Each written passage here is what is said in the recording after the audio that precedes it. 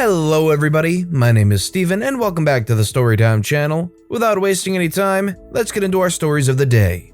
Exposed knee equals suspension.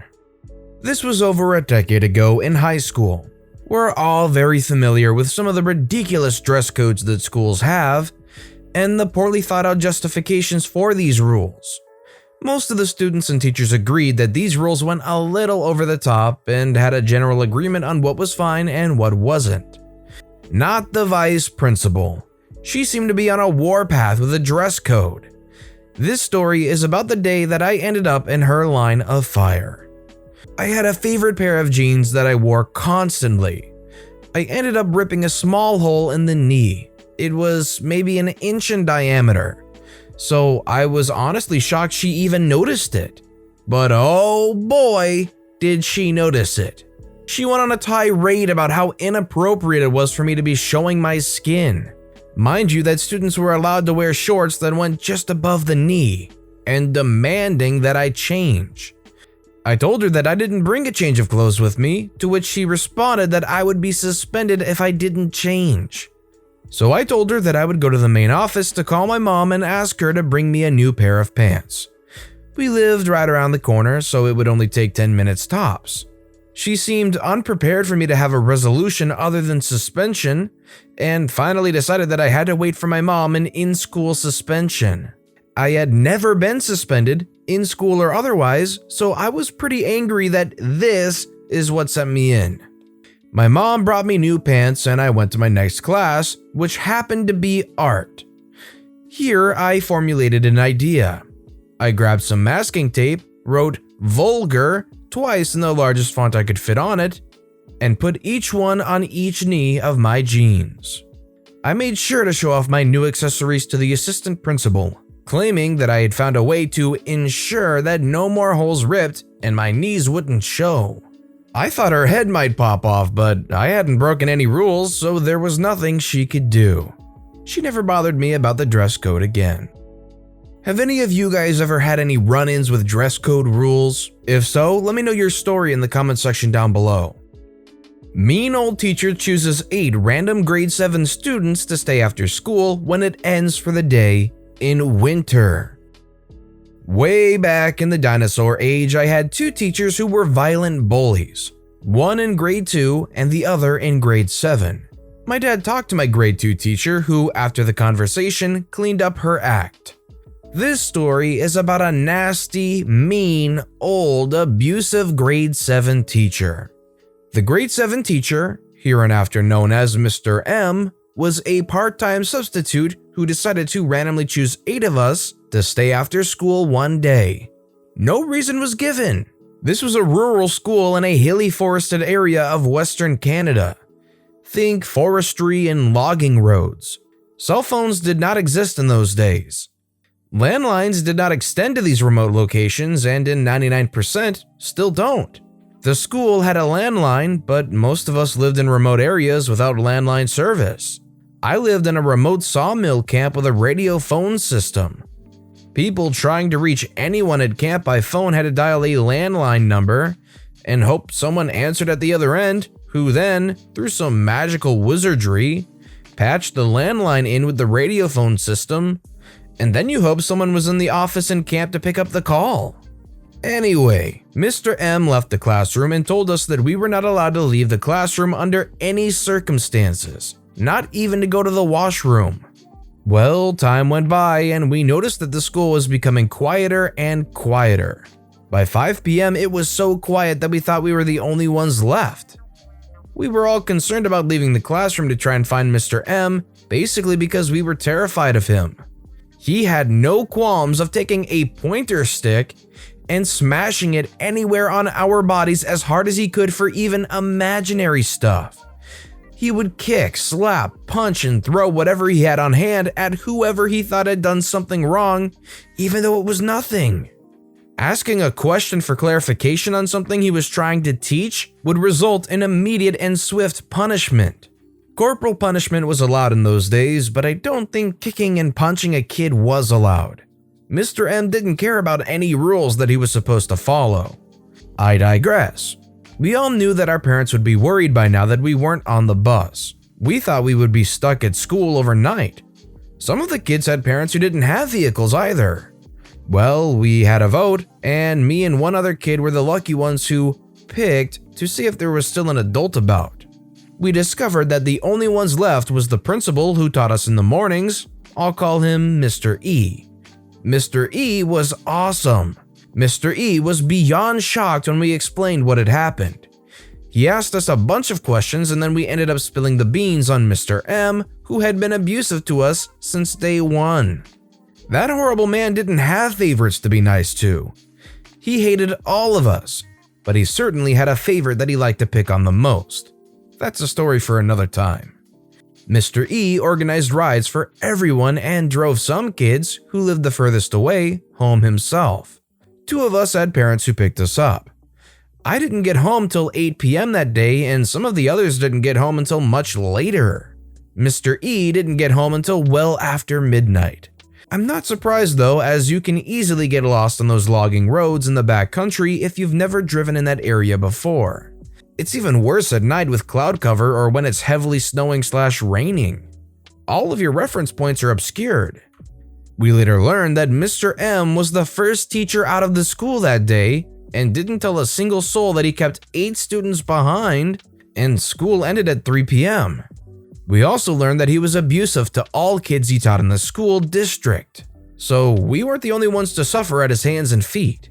Mr. E was a very, very unhappy man. You learn a lot of gossip when you eavesdrop on the teacher's lounge. Let's just say that the end result was that we never saw Mr. M again. He had been permanently retired and never taught again. Thank God. He was absolutely the meanest old man I had ever known and should never have been allowed into any classroom.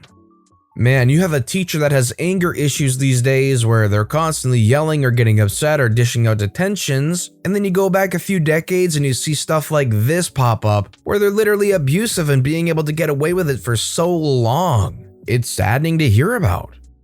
Teacher told me to be silent the rest of class, and I did just that.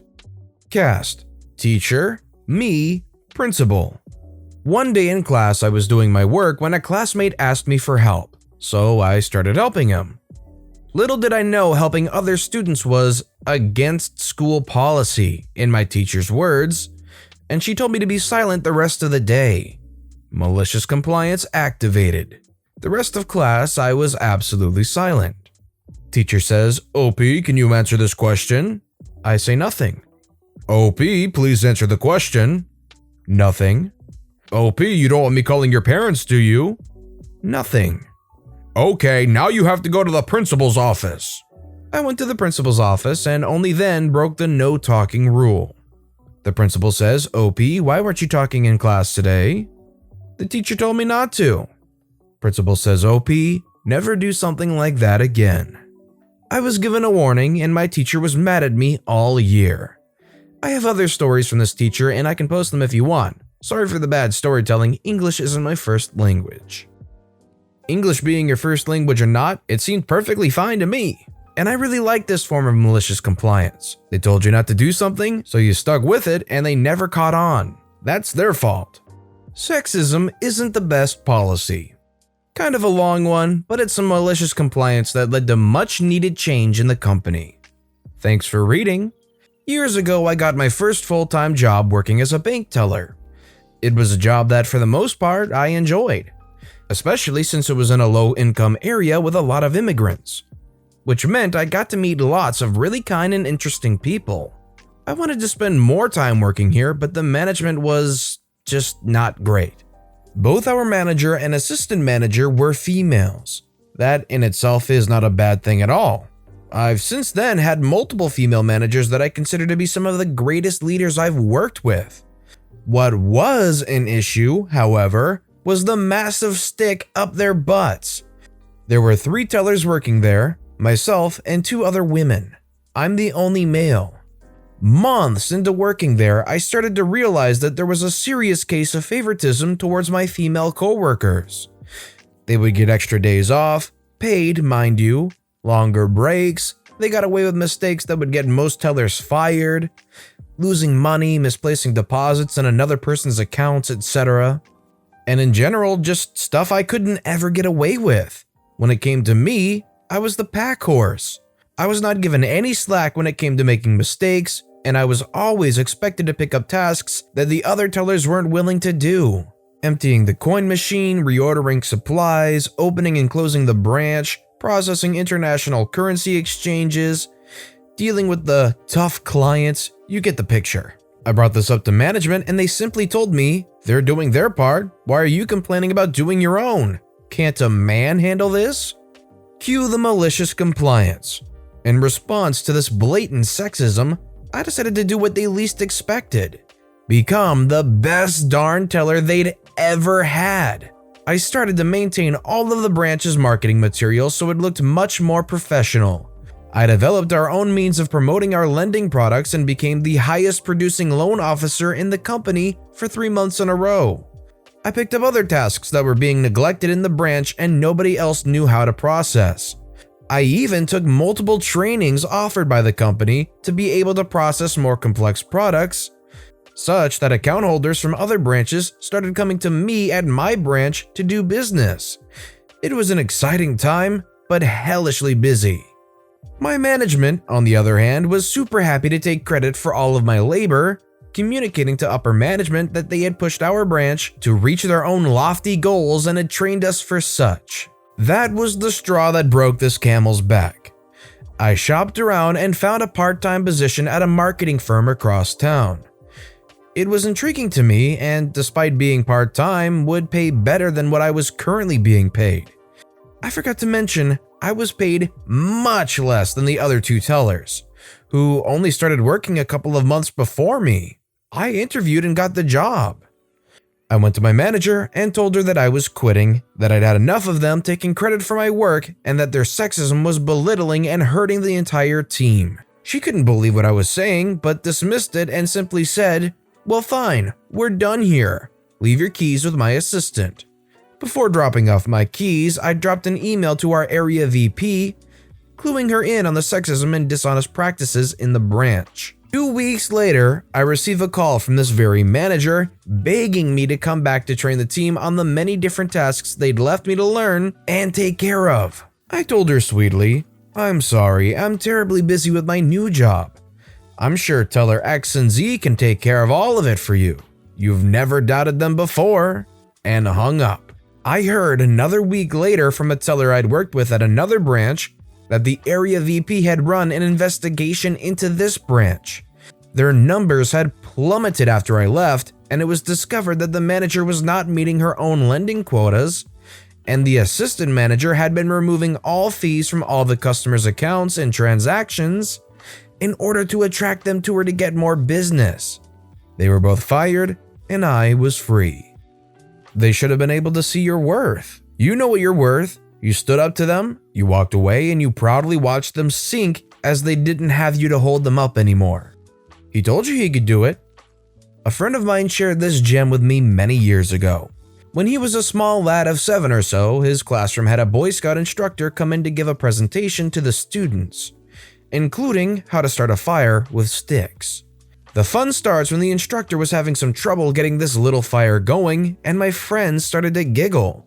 This prompted the instructor to call him out and ask if he could do any better. "I sure can, sir." "Then why don't you come up here and show us?" Well, my friend happened to be from a very outdoorsy hunting fishing family that also did American Revolution reenacting. So he proceeded to pretty much set the table on fire. Now, this was a big no, of course, and he was taken to the office, his father called, and the whole tale laid out to said gentleman, who looked at his son, then looked at the principal, instructor, and teacher and said simply, "He told you he could do it." Apparently, he also then took my friend for ice cream, just to make it plain what he thought of the matter. I can definitely tell that this took place in the past because nowadays, I don't think they would ever let anybody take a friend out of school. Want to demand changes and dither about it? Sure. You'll pay, of course. I am a web programmer, among other things, and used to be a consultant at that with a very high-end, very expensive agency. I once had a client who was incredibly anal about the exact wording on their menu. Specifically at the time, pretty much every website had a section on its main menu that said, "About Us." And they wanted to be different and wouldn't have that, but had to have that section, only not with that name. So we got a writer and a graphic artist and a programmer together, and we sat down and came up with a new label for that section: Portraits. We told the project manager, who told the client, and we all went about our lives. The client got very agitated about it, probably because there was one person there who felt like he had to have his finger in every pie. They insisted that they had to decide on a name and the new scope of work their decision would entail. What they didn't bother paying attention to was the contract said very clearly that they had to keep paying the entire team or they'd lose us. And the moment they asked for any change of scope, all work would stop, but they'd keep paying the entire team full time. So that was the project manager at $300 an hour, me at $300 an hour, the artist at $200 an hour, and the writer at $200 an hour. So $1,000 an hour total. Normally we wouldn't all be working full-time on the project every day and would only bill the client for actual hours worked. But the contract was very clear that once they told the project manager there would be a scope change, everyone billed for 8 hours a day until they decided, and all work had to stop until the client either approved us to resume on the old terms or finished negotiating a new contract or fired us. So we stopped and billed them 8 hours a day. We wanted to keep working because there was other stuff we could do, but the project manager, who I adore, insisted they had signed, they could deal with the consequences, we had to stop work. The client was a Fortune 500 company who is mega successful, they really could afford it. Meanwhile, the client paid $8,000 per day while they thought about it. And they thought about it for 4 days before they announced that on the morning of the 5th day, we'd have a teleconference to discuss it. On the teleconference, we spent perhaps a minute to describe our deliberation process over words, give a list of words we had rejected, and state that we were all in agreement that portraits was the word for the job. Then the client people started arguing with each other over whether this was the right word. Isn't this other word better? No, that's boring. Well, how about this one? No, that's overused. We all sat in our conference room and looked at each other like, are they out of their minds? And waited as they kept arguing. Literally an hour later, I got word in edgewise and told them that it was no problem to me how long they wanted to argue about it because I got paid either way.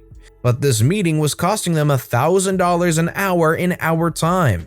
Plus, I don't even know how much for theirs. So perhaps it would be to their benefit to just let us use portraits and get on with it. The boss at that company, who had been very quiet on the call, chuckled and told his people to suck it up and gave us the approval to go on. To be fair, he didn't even balk when he got the bill for $33,000 for one word, although I expect he probably had to look at it twice to believe it.